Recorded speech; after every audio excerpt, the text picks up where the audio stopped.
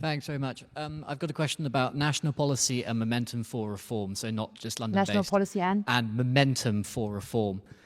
So I think many of us can agree that when Labour came into power, they didn't have a key long-term plan to get Britain moving. They talked a good talk, to be honest, just as reform talk, a good talk as well.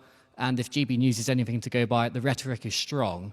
So my question is, how important it is, or how important do you think it is for reform to actually put solid policy proposals to the nation now, not just in 2029, in order to keep the momentum moving for the party, so that when you come to the 28 mayoral election or the 29 general, people know what reform means and not just have an idea of the vague rhetoric? How important do you think that is?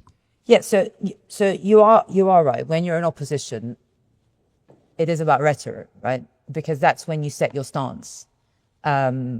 It's almost like when you're dating someone, you know, they got to get to know you.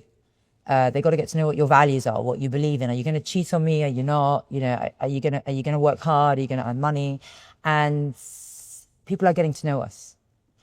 And the political landscape, the economic landscape, the international landscape is moving faster than we could imagine. So to set a policy in stone now would almost be naive. And the problem is, if you set a policy in stone now and you change it in 2 years, they're like, oh, you U-turned. You know, how do we know what you believe in? But things are changing. You know, inflation can go up massively because of pressures abroad or pressures at home, and you have to adapt. You know, the debt crisis is massive. You know, we have a huge welfare bill. Right now, you guys are going to go to Oxford and you're going to graduate to pay for those that don't, right? You're going to pay for those that want to stay at home. And that's unfair. But in a way, you can't blame people who don't want to work when welfare pays more than working.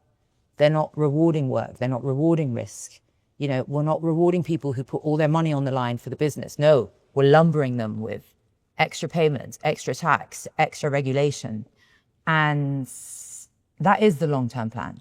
The long-term plan is, and Nigel said it, is a big bang in England. You know, it might not affect you, but we have effectively deindustrialized our country. You know, we used to be the workshop of the world. We made stuff. We led on the Industrial Revolution. And through net zero, our energy costs are 9 times that of the USA.